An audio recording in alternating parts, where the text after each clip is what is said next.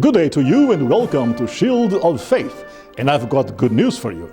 Speaking from Rome, Cardinal Raymond Burke has called on faithful Catholics to work for the consecration of Russia to the Immaculate Heart of Mary.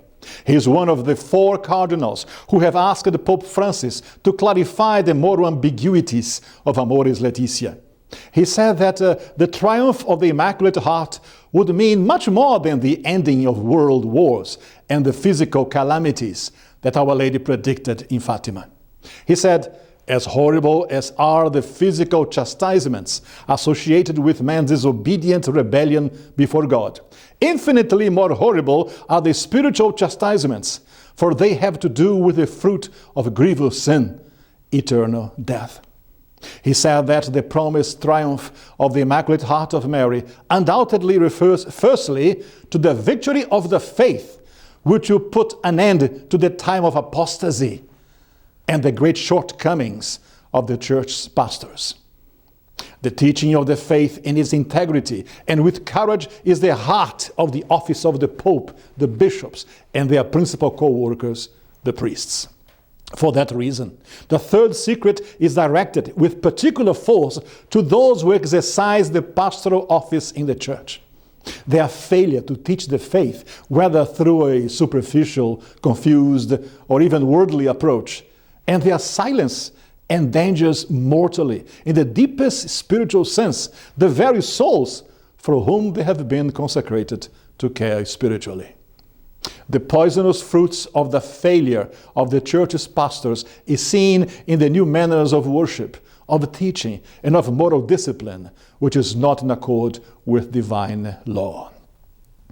Referring to the consecration of the world made by John Paul II, Cardinal Burke said that today, once again, we hear the call of Our Lady of Fatima to consecrate Russia to her Immaculate Heart, in accord with her explicit instruction. The need for the explicit mention of Russia in the consecration, as requested by Our Lady, was desired by Pope John Paul II, but it was not made due to pressure from the Pope's counselors, who feared that political conflicts might perhaps arise.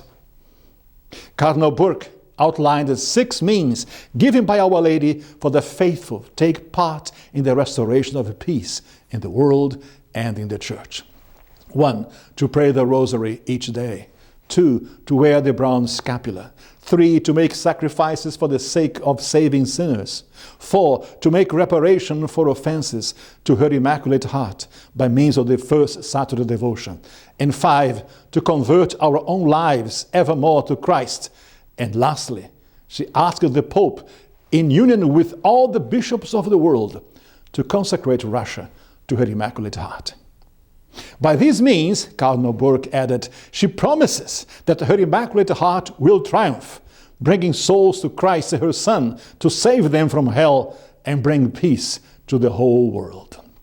Let us join Cardinal Burke in his effort to heed Our Lady's requests for the restoration of the peace of Christ in the world, and to petition the Pope to explicitly consecrate Russia to her Immaculate Heart, as she requested 100 years ago.